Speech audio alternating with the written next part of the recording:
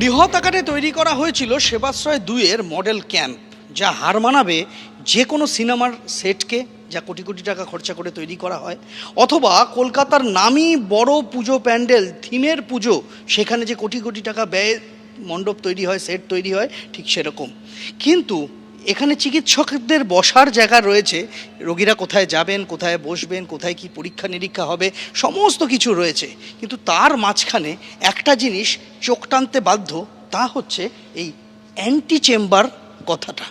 এই anti chamber কার জন্য তৈরি হয়েছিল? চিকিৎসকেরা চেম্বারে বসেন রোগী দেখতে, রোগীরা সেখানে যান, কিন্তু সেটা অ্যান্টি চেম্বার নয়। সেবাশ্রয় 2-এর যে ক্যাম্প, সেই সেবাশ্রয় 2-এর ক্যাম্পে এসে এই অ্যান্টি চেম্বারের দেখা পাওয়া গেল। এই অ্যান্টি চেম্বারের ভেতরে কি আছে চলুন একবার দেখা যাক। এই অ্যান্টি চেম্বার একেবারে শীততাপ নিয়ন্ত্রিত একটা ঘর তৈরি করা হয়েছিল, যেখানে সুন্দরভাবে সাজানো গোছানো পুরোটা। এখানে আমরা দেখতে পাচ্ছি হয়তোবা এখানে কোনো টেলিভিশন সেট ছিল, তার ব্যবস্থা করা রয়েছে।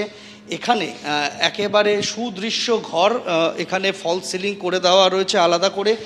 ঘরের মধ্যে যদিও এখনও এই মুহূর্তে কোনো আসবাব নেই, হয়তো ছিল সে সময়, কিন্তু এই অ্যান্টি চেম্বার কী প্রয়োজনে তৈরি করা হয়েছিল তার কোনো উত্তর কিন্তু পাওয়া যায়নি। আমরা দেখতে পাচ্ছি অ্যান্টি চেম্বার লাগোয়া একটা শৌচাগার রয়েছে, স্বাভাবিকভাবেই সেটা রোগীদের ব্যবহারের জন্য নয়। আমরা এখানে দেখতে পাচ্ছি যে একেবারে সুদৃশ্য শৌচাগার বানানো রয়েছিল অ্যান্টি চেম্বারের লাগোয়া।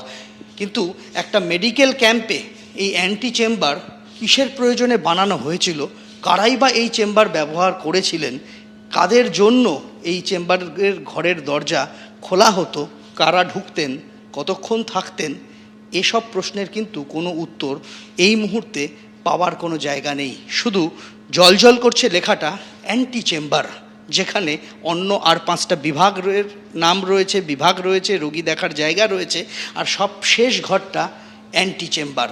এই অ্যান্টি চেম্বার কার নির্দেশে তৈরি করা হয়েছিল, কে বানিয়েছিলেন, তার কোনো উত্তর অবশ্যই তদন্তকারীরা ভবিষ্যতে খুঁজে পান কিনা সেদিকে নজর রাখতে হবে। অ্যান্টি চেম্বার কেন আমি তো এটা বলতে পারছি না। এটা সেই হাসিনা নাকি ওই আয়না ঘর ছিল, সেই টাইপের কিছু আর কি। কোনো অবৈধ কাজকর্ম হতো কিনা সেটা তদন্ত করলেই বোঝা যাবে। এবং সেখানে কি কি টেবিল চেয়ার পেয়েছেন, খাট পেয়েছেন কি? তো আমার মনে হচ্ছে যে আমি তো এখনও পর্যন্ত কোনো ক্যাম্পে এই টাইপের কোনো দেখিনি যে অ্যান্টি চেম্বার। আর আপনি যে মেডিকেলে যে সমস্ত ল্যাব রিপোর্টগুলো পেয়েছেন তাতে যে ডাক্তারের সই নেই, এইটা তদন্তকারী সংস্থা দেখা উচিত যে ডায়মন্ড হসপিটাল থেকে এই কাগজগুলোকে পাঠানো হতো এবং যে সমস্ত লোকেরা আসতো তাদের নাম এবং ফলস রিপোর্ট দেখিয়ে নিচের তলাটা শুধুমাত্র ডায়মন্ড কলেজের ল্যাব টেকনিশিয়ানের সিগনেচার জন্য রেখে দেওয়া হতো কিনা। অর্থাৎ হসপিটাল থেকে ব্লাড কিটগুলো এবং বিভিন্ন যে ল্যাবের যে মেটেরিয়ালসগুলো সেগুলো বিক্রির কোনো চক্র আছে কিনা, যেই রিপোর্টগুলো সেখানে দেখিয়ে দিত যে পেশেন্ট এসেছিলো হসপিটালে, অথচ একটা কোটি কোটি টাকার একটা মেটেরিয়ালস এবং যে সমস্ত ল্যাব কিট সেগুলো সব বিক্রির করা হতো কিনা, এটাও তদন্তের আওতায় আনা প্রয়োজন। এবং প্রাথমিকভাবে সিএমএইচ 2 সিএমএইচ একজন তো প্রমোশন পেয়ে গেছেন, এদের দুজনকে অবশ্যই তদন্তের আওতায় আনা উচিত। আমি জানি না যে সেবাশ্রয় এত বড় একটা দুর্নীতির পরেও সিএমএইচ কী করে প্রমোশন পেলেন। ফলতায় শিবাশ্রয় ক্যাম্পে একের পর এক বেনিয়ম ধরা পড়েছে। একেবারে ক্যাম্পের ভিতরে গিয়ে দেখা গেল মাটিতে পড়ে রয়েছে chest x ray plate. Chest x ray plate রয়েছে, কিন্তু তার সঙ্গে কোনো রিপোর্ট দেওয়া হয়নি। দেখুন, এ যেন রোগীদের নিয়ে রীতিমতো ছেলে খেলা করা, তার চিকিৎসা সংক্রান্ত যাবতীয় নথিপত্র ছড়িয়ে ছিটিয়ে ফেলে রাখা এবং তাকে ফেরত না দেওয়া। যেমন আমরা দেখতে পাচ্ছি যে এখানে সেবাশ্রয় 2 ক্যাম্পের ভেতরে কোনো রোগী বা রোগিনীর এইরকমই চেস্ট এক্সরের রিপোর্ট পড়ে রয়েছে। আমরা যদি এটা দেখি, এখানে নাম রয়েছে মারুফা বিবি, এবং এটা তৈরি করা হয়েছিল এসএসকেএম হাসপাতাল থেকে। তৈরি করা হয়েছিল 2024 সালের জুলাই মাসে, 19শে জুলাই। সেই রিপোর্ট, অর্থাৎ সেবাশ্রয় ক্যাম্প যখন হয় তার অনেক আগের রিপোর্ট, অর্থাৎ রোগীর নথি পড়ে রয়েছে এখানে। আরেকটা রিপোর্টের দিকে যদি আমরা তাকাই, এটাও এসএসকেএম হাসপাতাল থেকে করা হয়েছিল, এটাও এক রোগীর। এটা এখানে তারিখ রয়েছে 2021 সালের 20 জুলাই, অর্থাৎ তৈরি করা হয়েছিল আজ থেকে 5 বছর আগে। এই সমস্ত রিপোর্ট, রোগীদের নথি, সেগুলো পড়ে রয়েছে সেবাশ্রয় ক্যাম্পের ভেতরে জায়গায় জায়গায়। আচ্ছা, কিছুক্ষণ আগে আপনাদের সামনে কি রাখলাম, এই সেবাশ্রয় ক্যাম্পে রিপোর্ট রয়েছে, সেই রিপোর্টে না আছে চিকিৎসকের নাম, না আছে চিকিৎসকের সই, না আছে চিকিৎসকের রেজিস্ট্রেশন নাম্বার। উল্টো ছবিও ধরা পড়েছে। রিপোর্ট রয়েছে, সেখানে চিকিৎসকের নাম রয়েছে, রেজিস্ট্রেশন নাম্বার রয়েছে, স্ট্যাম্প রয়েছে, সই রয়েছে, কিন্তু সেই রিপোর্টে কোনো তথ্য নেই, একেবারে ফাঁকা। চিকিৎসকের স্ট্যাম্প সই করা ফাঁকা কাগজ ছড়িয়ে ছিটিয়ে রয়েছে ক্যাম্পে। দেখুন, সেবাশ্রয় 2-এর মডেল ক্যাম্প ফলতাতে, তার ভেতরে এসে চক্ষু চড়কগাছ হওয়ার জোগাড়। সেখানে কি পড়ে নেই আমরা দেখতে পাচ্ছি। এর আগে যেমনটা আপনাদের দেখিয়েছিলাম, ডায়মন্ড হারবার মেডিকেল কলেজের সেন্ট্রাল ল্যাবের রিপোর্ট এবং চিকিৎসকদের নাম, রেজিস্ট্রেশন, স্বাক্ষরহীন সেই সরকারি রিপোর্ট পড়ে রয়েছে এখানে, যেটা সরকারি মেডিকেল কলেজ হাসপাতাল থেকে তৈরি করা হয়েছিল। এরকম গোছা গোছা রিপোর্ট, মানে গুণে শেষ করা যাবে না, এত বিপুল পরিমাণ রিপোর্ট এখানে পড়ে রয়েছে আমরা দেখতে পাচ্ছি। এই শেষ নয়, এখানে পড়ে রয়েছে একাধিক আল্ট্রাসাউন্ড রিপোর্ট, অর্থাৎ ইউএসজি করা হয়েছিল সেবাশ্রয় 2-এর নামে, লেটার হেড রয়েছে আমরা দেখতে পাচ্ছি, এবং প্রত্যেকটা এখানে ইউএসজি রিপোর্ট এখানে পরপর পড়ে রয়েছে। আল্ট্রাসোনোগ্রাফি, রোগীর নাম দেওয়া রয়েছে, তারিখ দেওয়া হয়েছে, সবটাই 2026-এর, কোনোটা জানুয়ারি, কোনোটা ফেব্রুয়ারি, এই সমস্ত রিপোর্ট, এগুলো সব প্রত্যেকটার মাথায় লেখা রয়েছে ইউএসজি, আল্ট্রাসোনোগ্রাফি রিপোর্ট। এইরকমই আল্ট্রাসোনোগ্রাফি থেকে শুরু করে রক্ত পরীক্ষার রিপোর্ট, যেগুলি রক্ত পরীক্ষার রিপোর্টগুলো প্রত্যেকটা ডায়মন্ড হারবার মেডিকেল কলেজ হাসপাতালের নাম লেখা, এরকম রিকুইজিশন স্লিপ, যেটা সংখ্যায় নিরিখে ধরতে গেলে শয়ে শয়ে এই ধরনের রিপোর্ট পড়ে রয়েছে।